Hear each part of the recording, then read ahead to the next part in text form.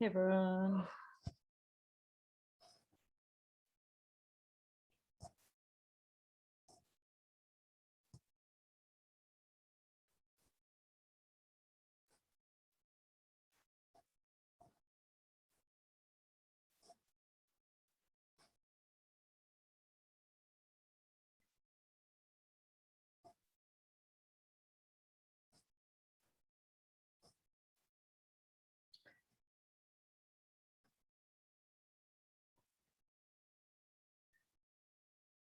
Okay, let's begin. Myra, do you want to, well, actually, you don't have to talk through everything, but is there anything significant on MTTP you would like to call out this week? I don't think so. We should probably have less incidents, but I don't know how to do that. And it looks healthy so far. So Great, nice.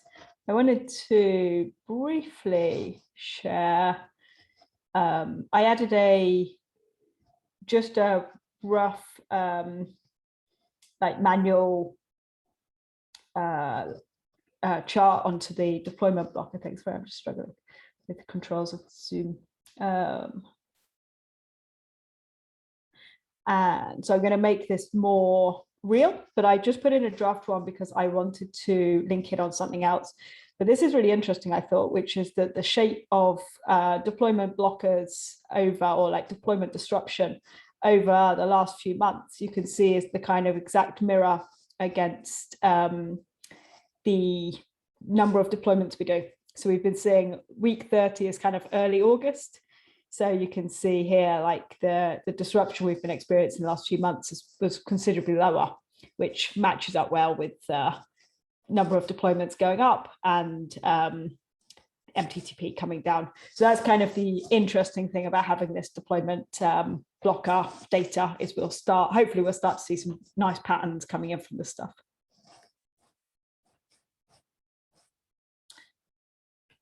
Awesome. So I've dropped in a selection of announcements. I don't think there's anything too much to go through there, unless anyone specifically wants to discuss any of those announcements.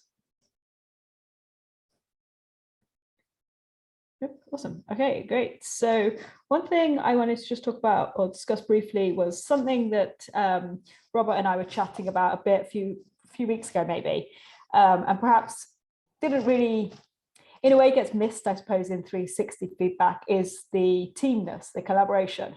So I want to just like actually call out, like, thanks so much for all of you, like, for collaborating, like, even just in the last week alone, you know, like, it's been really rare, I think, that we've been on a Zoom alone. There's usually been a couple of you, or if we've had incidents, there's been a few of you working on it or putting up MRs. So thanks for doing that, and please keep that up. Like, it would be way better for us to work on half as many things and deliver half as many things, but to have like continued support and being able to help each other out. So thank you very much, everyone. Off the back of that, does anyone actually need any help this week? Because I know we've got lots of stuff going on, but does anyone want to make a request? Yes, Garbeck, go for it. I signed up for something that is going to stress me out very badly for the next few weeks.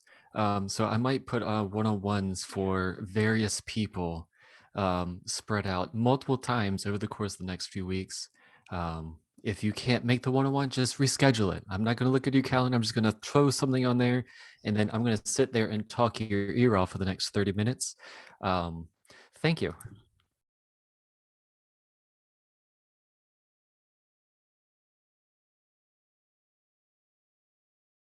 Awesome, go for it. Does anyone else need any support this week? Yep, okay, super. If you come across anything, please just shout. Myra, over to you. Oh, yes. So I'm going to be out of the office for next Monday, and I see that Robert kindly offered to be available as a release manager. So thank you, Robert.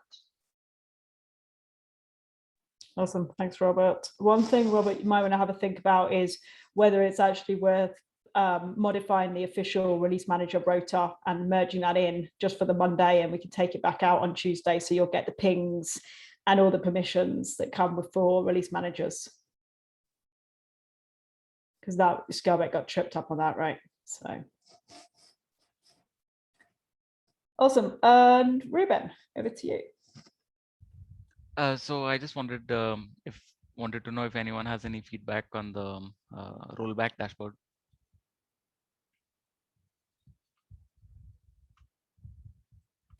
I still have to check this, so sorry. No problem. Do you want to, Ruben? Do you want to share your screen and roughly walk us through what you're Sure. thinking of putting in, and we might be able to give the kind of like first iteration of feedback quickly now.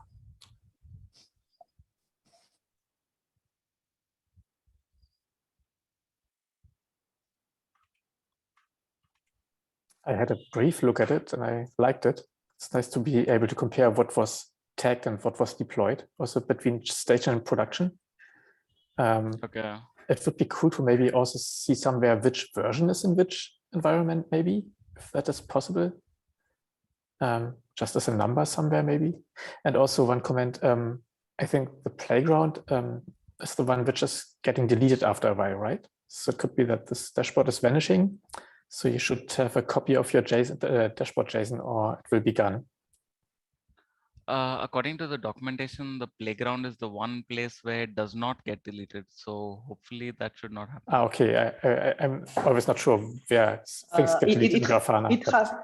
It happened to me when I was doing the deployment SLO. I also saw that piece of the documentation and I was very confident about it. And then boom, yeah, one day it was removed. Yeah, they must get cleaned up periodically because we create, like while you're working on the JSON and stuff, you must create like 20 dashboards while you're testing stuff. Okay. I'll just save this one. And on your comment there, Henry, like does the release manager dashboard already give you what you need? So like be good for this one to sit, like be good for release manager to be the sort of deployments dashboard and the rollbacks dashboard to be the kind of parallel. Yeah, I think if this is for rollbacks, then having the deployed versions being visible there would be also helpful in this place, right? So you don't need to switch between two dashboards, switch between them.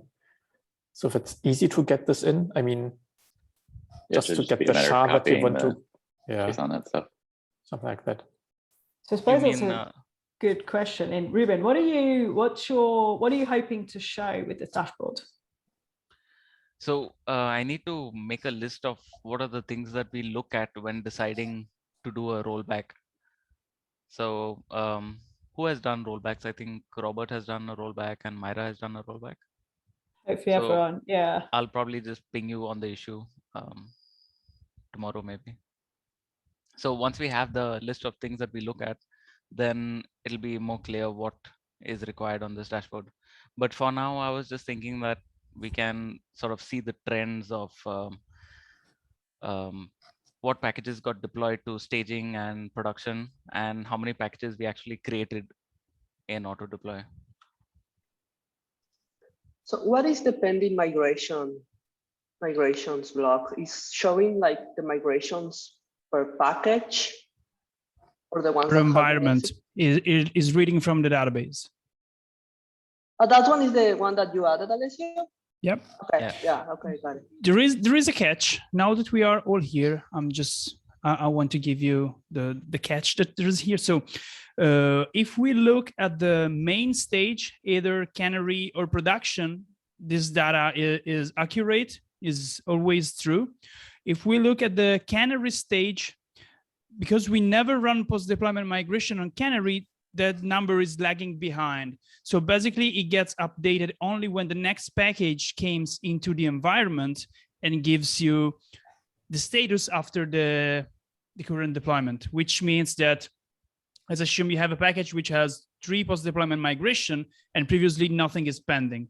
So you install the package in the canary environment, the number bumps up to 3 in production canary and is still 0 in production main, because production main is running the older version. When you promote it, the during regular migration, production main will bump up to 3 because the package is installed on the main fleet and is pending 3 migrations, because we run regular ones which do nothing and just bump up to 3. Then we do the fleet rollout. We reach the post-deployment migration. We run post-deployment migration, and the number bump to 0, goes back to 0, because at that point in time, the main fleet is upgraded. Now, because of that's a technical reason here, we are running this during the deployer. We're just creating files and we put them in a special folder so that Prometheus will scrape them. We have no easy way at that point in time to also bump the canary number back to 0. So canary will just have his number refreshed on the next package installation, which in case it has no post-deployment migration, it goes to 0. If it has 2 post-deployment migration, for instance, then it goes from 3 old version to 2 new version.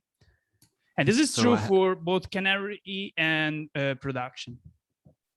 So a bit of feedback on that. I feel like for displaying that information, I wonder if a stacked graph would make a little more sense per environment, perhaps. And then maybe if we choose to stray away from a line graph, because I don't think a line graph makes really much sense for this. Maybe like a gauge, or I forget what they call it, just the number graph. I think we could do a fancy query. Yeah, I think we could do a better query just to like get both pieces of information and show like the max number or something to that effect per environment again. Because at that point, we don't care about stage. We just care about that environment and how far it's lagging behind, right? No, you care about the stage, because if you query by the environment, you get numbers from main stage and canary stage, and they are different. So you only care about the main one. I suppose we should not be displaying canary at all then, I guess. Yeah, I was just going to ask, why do we need canary? Because we also wouldn't roll back canary, we would just string it. Yeah, but it gives you an idea of what is coming. That's the reason why, I mean, it's there because it's the same script that we run on all the fleet. But if you also look at the number, it gives you an idea if the things that you are going to promote will roll out something, includes post-deployment migration. I suppose you can look at staging for that. So like, no, you can't, because staging bump it back, because you do, when you do staging main fleet, you run post-deployment migration. You mean if you are looking at it as, if you can't see history, if you can't see history, then I suppose if you see the history, you can see it, but. And maybe have two panels where one panel just has the canary migrations and one has the main stage migrations, and then you can see what is coming and what is currently going on. You mean 2 graphs? Two panels. Yeah, okay. Yeah, that makes sense. Do we need to see the regular migrations for rollbacks? I know it is informative, but perhaps it is only better to see the post-deployment migrations, because regular migration doesn't imply anything for rollbacks. This is only about pending migrations. And the only reason a migration is pending is because it's a post-deployment migration. Oh, okay, so it doesn't consider regular ones. No. It just tells you how many pending migration. I mean, it tells you about how many pending migration, but because we take the number after running migrations, either regular or post-deployment, it only tracks post-deployment migration. Okay. One thing, I'll put it on the issue because maybe a slightly bigger, is whether this, we should make sure we have a kind of separation of the reporting and kind of decision-making information. Because I think some of these are like number of packages being tagged feels more of a reporting thing, whereas perhaps the migrations is more of a decision-making tool. So perhaps, which is fine, they can be, but let's just make sure that the dashboards end up being clear in kind of their intent, so we don't just have everything on one thing. Okay, yeah, good point. So we can put that on the issue, we can work through, but good progress. Nice to see another dashboard and another person getting hands-on with dashboards. So. I've not made much progress figuring out how to convert this to JSON, but that's for tomorrow. What do the dotted lines in the bottom two graphs represent? It looks like the package is tagged. Yeah. If those line up. Yeah, the dotted line is the number of tagged packages. Yeah.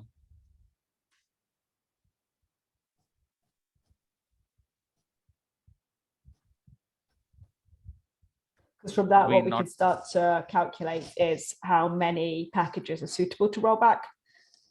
And from there, we can then calculate out how big a problem are the post-deployment migrations. So we kind of have two parts, right? One is the data to build the kind of business case behind, let's deal with post-deployment migrations and unlock all our packages. And then the other side is the kind of compliance side to rollbacks, which is showing off how frequently we roll back, which was the point of bringing in the kind of reoccurring practice, and tracking when we do production rollbacks, so that actually we can start to build people's confidence that we do these quite frequently, and therefore they're not super risky for us. I think we need two additional metrics for that. One is counting the number of rollbacks, and another is counting the number of packages that can be rolled back. Mm-hmm. Yes. Yeah, this metric is missing, but if we look at the pending migration, it's kind of a good proxy of this. Because if we can, not exactly, I mean, it gives us an idea. It's not really accurate because we can only see when it changes, and it changes only if we deploy something that has post-deployment migration. So it's a subset of the number of impossible deployments that the packages that are not possible to roll back. But it already gives us an idea that we tend to have post-deployment migration daily. Yeah. So the only thing that makes a package non-rollbackable is presence of a post-deploy migration. If we think about what's in the package, yes. Then there's also the thing that you may have incident, or there may be other blockers, external but factors, okay. Internal to the package is only the presence of post-deployment migrations, which again is the package itself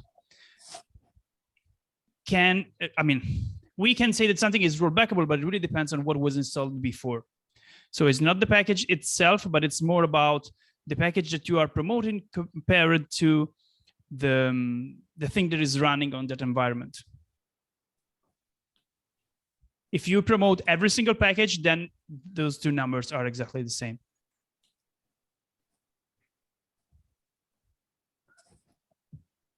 Okay. Okay. Cool. Thank you very much. Cool. I was going to say, yeah, let's follow up on the issue, because I think we've got a sort of few further things. But nice to see this dashboard coming together, Ruben. So thank you for showing us up. Awesome. Is there anything else people want to bring up on the recording?